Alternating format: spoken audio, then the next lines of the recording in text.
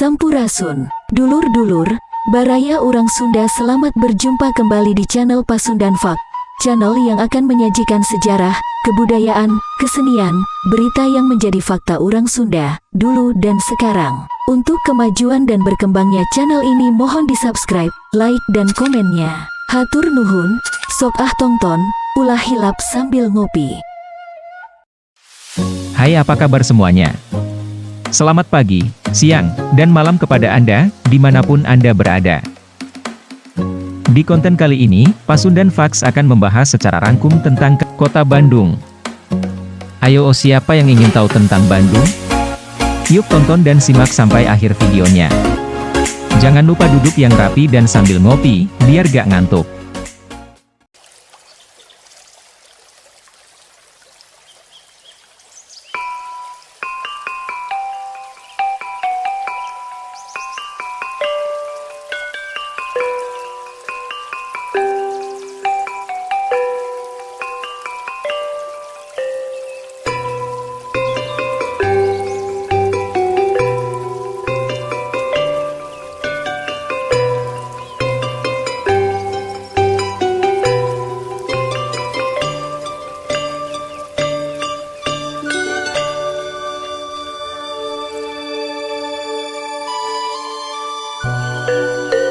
Bandung adalah ibu kota Provinsi Jawa Barat, Indonesia, serta menjadi kota terbesar ketiga di Indonesia setelah Jakarta dan Surabaya. Secara kepadatan, kota ini merupakan kota terpadat kedua di Indonesia setelah Jakarta, dengan kepadatan penduduk mencapai 15,051 km². Kota ini terletak 140 km sebelah tenggara Jakarta, dan merupakan kota terbesar di wilayah Pulau Jawa bagian selatan. Sedangkan wilayah Bandung Raya, merupakan metropolitan terbesar ketiga di Indonesia setelah Jabodetabek dan Gerbang Kertosusila. Kota Bandung berbatasan dengan Kota Cimahi dan Kabupaten Bandung Barat di barat dan utara, dan Kabupaten Bandung di timur dan selatan. Kota Kembang merupakan sebutan lain untuk kota ini, karena pada zaman dulu kota ini dinilai sangat cantik dengan banyaknya pohon dan bunga-bunga yang tumbuh di sana. Selain itu, Bandung dahulunya disebut juga dengan Paris Van Java karena keindahannya. Kota Bandung dikelilingi oleh pegunungan, sehingga bentuk morfologi wilayahnya bagaikan sebuah mangkuk raksasa. Secara geografis kota ini terletak di tengah-tengah Provinsi Jawa Barat, serta berada pada ketinggian 768 meter di atas permukaan laut. Dengan titik tertinggi berada di sebelah utara dengan ketinggian 1050 meter di atas permukaan laut, dan sebelah selatan merupakan kawasan rendah dengan ketinggian 675 meter di atas permukaan laut. Iklim kota Bandung dipengaruhi oleh iklim pegunungan yang lembab dan sejuk, dengan suhu rata-rata 23,5 C, curah hujan rata-rata 204 mm dan jumlah hari hujan rata-rata 21,3 hari per bulan. Kota Bandung memiliki 30 kecamatan dan 151 kelurahan. Pada tahun 2020, jumlah penduduknya mencapai 2.444.160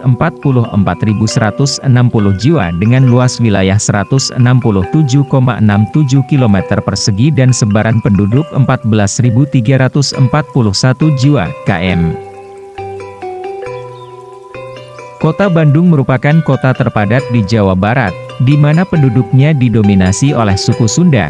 Sedangkan suku Jawa merupakan penduduk minoritas terbesar di kota ini dibandingkan suku lainnya.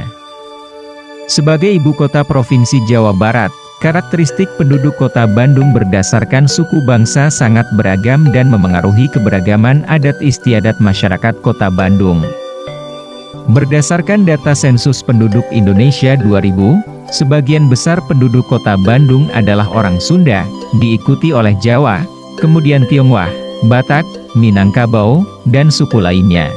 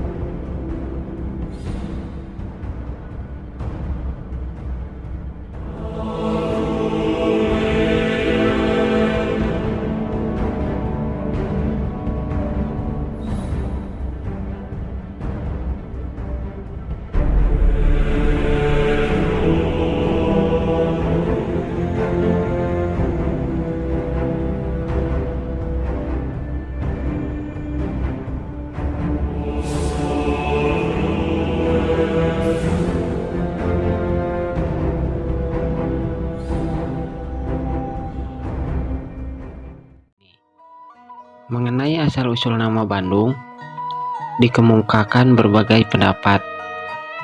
Sebagian mengatakan bahwa kata Bandung dalam bahasa Sunda identik dengan kata banding dalam bahasa Indonesia, berarti berdampingan.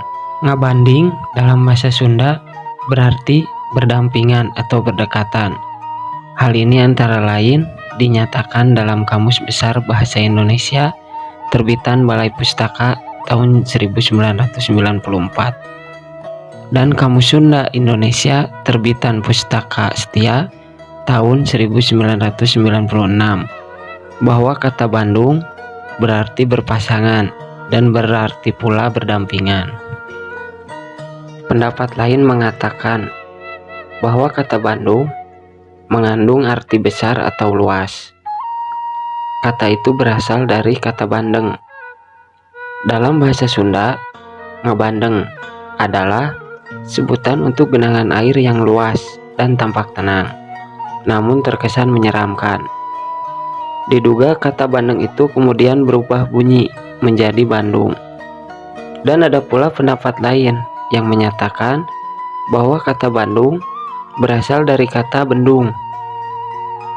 Pendapat-pendapat tentang asal dan arti kata Bandung rupanya berkaitan dengan peristiwa terbendungnya aliran sungai Citarum Purba di daerah Padalarang oleh lahar gunung Tangkuban Perahu yang meletus pada masa Holosen. Nah, dalam pengertian ini atau penjelasan kata Bandung ini, kita akan membahasnya dari adanya Gunung Sunda Purba dan juga Danau Bandung Purba, karena dari sanalah awal terbentuknya wilayah Bandung. Gunung Sunda adalah gunung api. Dari kajian dan penelitian geologi dapat dipastikan bahwa gunung yang telah punah itu dulu berada di dataran tinggi Priangan, Jawa Barat. Menurut Muhammad Nugraha Kartadinata, yaitu geolog dari Pusat Vulkanologi dan Mitigasi Bencana Geologi, yang juga telah mengkaji mengenai Gunung Tangkuban Perahu dan juga Gunung Sunda, mengungkapkan bahwa letusan-letusan yang terjadi pada Gunung Sunda kuno tidak hanya sekali, bahkan terjadi beberapa kali. Namun, letusan dahsyat yang terjadi pada Gunung Sunda dapat dibagi menjadi beberapa episode letusan antara 210.000 sampai 120.000 tahun yang lalu. Episode letusan yang mengalirkan lava disusul dengan episode 13 unit letusan yang dalam satu unit letusan bisa terjadi lebih dari satu kali letusan besar. Pada fase atau episode letusan Gunung Sunda terbesar, tercatat lontaran volume materi yang keluar mencapai 66 km kubik hingga menutupi kawasan dalam radius 200 km persegi. Sebagai pembanding, Gunung Krakatau yang meletus tahun 1883 melontarkan material 18 km kubik, atau letusan Gunung Tambora tahun 1815 yang menghamburkan 150 km kubik material. Banyaknya material yang dikeluarkan masih merupakan perkiraan. Terlebih jika material tersebut mengakibatkan sebagian besar dari tubuh Gunung Sunda runtuh hingga membentuk kaldera seluas 6,5 kali 7,5 km. Kemudian menurut T. Bahtiar, anggota Masyarakat Geografi Indonesia yang juga merupakan kelompok riset cekungan Bandung, menyatakan bahwa letusan Gunung Sunda fase inilah yang telah menguruk Citarum Purba di utara Padalarang hingga membentuk danau raksasa atau Danau Bandung Purba. Dari kaldera Gunung Sunda itu kemudian lahir Gunung Tangkuban Perahu kuno yang diperkirakan meletus di antara 90.000 sampai 10.000 tahun yang lalu, sebanyak 30 unit letusan. 12 unit letusan terjadi antara 10.000 sampai 50 tahun yang lalu pada Gunung Tangkuban Perahu Muda. Erupsi dari Tangkuban Perahu bersamaan dengan terjadinya patahan Lembang sampai Gunung Manglayang yang memisahkan dataran tinggi Lembang dari dataran tinggi Bandung. Kejadian yang diperkirakan Van Bemmelen berlangsung pada kisaran 11.000 tahun yang lalu. Sisa gunung purba raksasa yang terbentuk sekitar 2 juta tahun yang lalu sekarang adalah punggungan bukit di sekitaran Situ Lembang dan Gunung Burangrang, diyakini sebagai salah satu kerucut sampingan dari Gunung Sunda Purba. Kemudian, sisi lain dari lereng Gunung Sunda Purba terdapat di sebelah utara Bandung, khususnya sebelah timur Sungai Cikapundung sampai Gunung Manglayang, yang oleh Van Bemmelen disebut sebagai Blok Pulau Sari. Dalam bukunya The Geology of Indonesia, geolog asal Belanda yang bernama R.W. Van Bemmelen mengatakan dataran Sunda hampir sepenuhnya dikelilingi sistem Gunung Sunda. Ia pun menduga nenek moyang Sunda kemungkinan menyaksikan meletusnya Gunung Sunda. Untuk arti dan makna dari Gunung Sunda sendiri, Van Bemmelen mengutip ahli bahasa Belanda, Sesseberg, yang berpendapat bahwa Sunda berasal dari kata Sangsekerta, yaitu Cuda, yang berarti murni atau putih. Kata dan atau istilah Sunda sendiri sebetulnya sudah tidak asing lagi dan sangat mengakar dalam sejarah Indonesia, khususnya sejarah masyarakat Jawa Barat. Setelah gunung api purba meletus yang menimbulkan kaldera yang sangat luas serta memunculkan Gunung Tangkuban Perahu api purba, wilayah ini kemudian menjadi sebuah cekungan yang sangat besar. Namun, ketika memasuki masa Holosen, terjadi letusan pada Gunung Tangkuban Perahu purba yang mengakibatkan terbendungnya aliran Sungai Citarum Purba di daerah Padalarang oleh lahar Gunung Tangkuban Perahu purba tersebut. Akibatnya, daerah antara Padalarang hingga Cicalengka yang jaraknya kurang lebih 30 km dan daerah antara Gunung Tangkuban Perahu hingga Soreang yang jaraknya sekitar 50 km terendam air menjadi sebuah danau besar. Danau besar tersebut kemudian dikenal dengan sebutan Danau Bandung atau Danau Bandung Purba. Berdasarkan hasil penelitian geologi, air Danau Bandung diperkirakan mulai surut pada masa Neolitikum. Proses surutnya air danau itu berlangsung secara bertahap dalam waktu berabad-abad. Dan alasan Danau Bandung itu menyusut, menurut para ahli, tatkala ketika Sungai Citarum yang disumbat oleh muntahan Gunung Tangkuban Perahu dapat bebas mengalir kembali dengan menembus bukit-bukit Raja Mandala, melewati terowongan alam yang sekarang dikenal dengan nama Sanghyang Tikoro. Dirinya Kota Bandung. Ketika Kabupaten Bandung dipimpin oleh Bupati Raden Arya Wiranata Kusuma II, kekuasaan kompeni di Nusantara berakhir akibat kompeni VOC mengalami bangkrut pada bulan Desember 1799. Kemudian kekuasaan di Nusantara selanjutnya diambil alih oleh pemerintah Hindia Belanda dengan gubernur jenderal yaitu Herman Willem Daendels. Antara Januari 1800 hingga akhir Desember 1807 di Nusantara umumnya dan di Pulau Jawa khususnya terjadi vakum kekuasaan. Maksud dari vakum kekuasaan di sini adalah vakum dari penguasaan bangsa asing. Karena walaupun gubernur jenderal kompeni masih ada, tetapi ia sudah tidak memiliki kekuasaan. Dan bagi para bupati, selama kekosongan kekuasaan ini berarti hilangnya beban berupa kewajiban-kewajiban yang harus dipenuhi bagi kepentingan penguasa asing tersebut. Dengan demikian, mereka dapat mencurahkan perhatian kepada kepentingan pemerintahan daerah masing-masing. Hal ini juga kiranya terjadi pada Kabupaten Bandung. Pada masa kekosongan kekuasaan itu, rupanya Bupati Bandung Raden Arya Wiranata Kusuma II menyadari bahwa Krapyak sebagai ibu kota kabupaten, lokasi dan kondisinya menimbulkan berbagai kendala bagi jalannya pemerintahan kabupaten.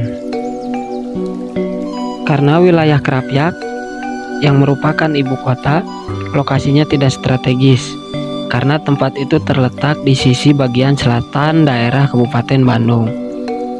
Sedangkan sebagian besar wilayah Kabupaten Bandung berada di bagian utara Krapyak. Selain tidak strategis, wilayah Krapyak juga bila musim hujan merupakan daerah sasaran banjir akibat meluapnya air Sungai Citarum. Oleh karena itu, Bupati merencanakan untuk memindahkan ibu kota kabupaten ke tempat yang lebih baik dan strategis bagi pusat pemerintahan. Menurut naskah sejarah Bandung, Bupati Raden Arya Wiranata Kusuma II beserta sejumlah rakyatnya pindah ke Krapyak, ke daerah sebelah utara dari lahan bakal ibu kota. Pada waktu itu, lahan bakal ibu kota Bandung masih berupa hutan, tetapi di sebelah utaranya sudah ada pemukiman, yaitu Kampung Cikapundung Kolot, Kampung Cikalintu, dan Kampung Bogor. Sementara itu, Gubernur Jenderal Daendels yang telah berkedudukan di Batavia merencanakan untuk membangun jalan raya pos dari Anyar ke Panarukan. Untuk daerah Kabupaten Bandung sendiri, jalan yang akan dibangun menjadi jalan raya pos adalah jalan yang membentang dari Cihea di bagian barat sampai dengan ujung Berung di bagian timur laut yang berbatasan dengan Kabupaten Sumedang. Sedangkan di bagian tengah daerah Bandung, jalan itu melintasi Sungai Cikapundung atau Jalan Asia Afrika sekarang. Rupanya, rencana pembangunan jalan raya itu merupakan salah satu faktor yang dipertimbangkan dalam mencari tempat tinggal untuk ibu kota baru Kabupaten Bandung. Mula-mula, Bupati tinggal di Cikalintu atau daerah Cipaganti sekarang. Kemudian ia pindah ke Balubur Hilir. Dan ketika Daendels meresmikan pembangunan jembatan Cikapundung atau jembatan di Jalan Asia Afrika sekarang dekat gedung PLN, Bupati Bandung berada di sana. Daendels bersama Bupati melewati jembatan itu. Kemudian mereka berjalan ke arah timur sampai di suatu tempat, yaitu di kantor dinas PU Jalan Asia Afrika sekarang. Rencana Daendels dalam membangun jalan raya pos, dia meminta Bupati Bandung dan Parakan Muncang untuk memindahkan ibu kota kabupaten masing-masing ke dekat jalan raya pos. Permintaan Daendels itu disampaikan melalui surat tanggal 25 Mei 1810. Sementara itu, Bupati Bandung pindah dari Balubur Hilir ke Kampung Bogor atau daerah Kebon Kawung sekarang, tepatnya ke daerah sekitar Gedung Pakuan atau Rumah Dinas Gubernur Jawa Barat sekarang, dulunya yang merupakan Gedung Karisedenan. Dari tempat itu, Bupati lebih mudah menuju lahan bakal ibu kota baru yang sedang dibangun. Dalam naskah sejarah Bandung juga menyebutkan bahwa Bupati Wiranata Kusuma II pindah ke kota Bandung setelah ia menetap di tempat tinggal sementara selama 2,5 tahun. Namun tidak ada penjelasan tentang tanggal, bulan, dan tahunnya. Dalam hubungan ini, Raden Asyik Datanegara melalui tulisannya yang dimuat dalam Volksalmanak Sunda tahun 1938 menginformasikan bahwa pindahnya ibu kota Kabupaten Bandung ke kota Bandung bersamaan dengan pengangkatan Raden Surya menjadi Patih Kabupaten Parakan Muncang. Kedua momentum tersebut dikukuhkan dengan Besluit atau surat keputusan pada tanggal 25 September 1810. Pernyataan tersebut jelas menunjukkan bahwa tanggal 25 September tahun 1810 adalah tanggal mulai berfungsinya kota Bandung sebagai ibu kota baru Kabupaten Bandung. Oleh karena tanggal itu adalah surat keputusan atau Besluit, Maka secara yuridis formal atau de jure, pada tanggal 25 September tahun 1810 merupakan hari jadi Kota Bandung. Berdasarkan data dari berbagai sumber, pembangunan Kota Bandung sepenuhnya dilakukan oleh sejumlah rakyat Bandung di bawah pimpinan Bupati Raden Arya Wiranata Kusuma II. Oleh karena itu, dapatlah dikatakan bahwa Bupati Raden Arya Wiranata Kusuma II adalah pendiri atau the founding father Kota Bandung. Sedangkan untuk tata kota Bandung sendiri, itu dirancang berdasarkan pola kota tradisional dengan meniru kota kerajaan atau kota istana. Hal itu ditunjukkan oleh ciri-cirinya, yaitu alun-alun sebagai pusat kota dengan pohon beringin di tengahnya. Kemudian ada pendopo kabupaten, ada masjid, dan balai Bandung atau balai kota yang biasa disebut dengan paseban atau bebancong. Bangunan-bangunan itu masing-masing dibangun di sebelah selatan, barat, dan utara dari alun-alun. Bangunan-bangunan yang awal dibangun itu juga merupakan bangunan tradisional yang terbuat dari kayu dengan atap ijuk atau alang-alang. Di sekitar pendopo dibangun jalan kecil yang ditaburi oleh batu kerikil dengan kikis atau pagar bambu di kiri kanannya. Jalan itu disebut lulurung.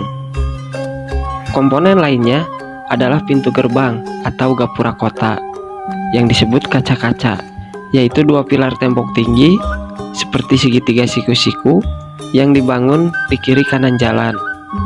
Pintu gerbang bagian barat dibangun di daerah Andir sekarang atau 2 km dari alun-alun, disebut kaca-kaca kulon. Sedangkan pintu gerbang di bagian timur dibangun dekat jalan Simpang 5 sekarang atau 1,5 km dari alun-alun. Kedua pintu gerbang tersebut dibangun di Jalan Raya Pos karena pada waktu itu jalan tersebut merupakan satu-satunya jalan utama untuk menuju Kota Bandung dari arah barat maupun dari arah timur. Dan Kota Bandung sendiri dalam proses berdirinya, selain mengikuti bangunan tradisional, juga sudah dicampuri kepentingan pemerintah kolonial. Oleh karena itu, pada awal perkembangannya, kota itu sudah diwarnai oleh komponen kota kolonial, yaitu ditandai dengan adanya penjara dan juga loji. Kedua bangunan ini terletak di sebelah utara alun-alun. Penjara tepatnya berlokasi di daerah Banceuy, sehingga penjara itu dikenal dengan nama Penjara Banceuy. Nah, kemudian pada abad ke-19, perkembangan Kota Bandung, terutama hingga pertengahan abad itu, berjalan sangat lambat.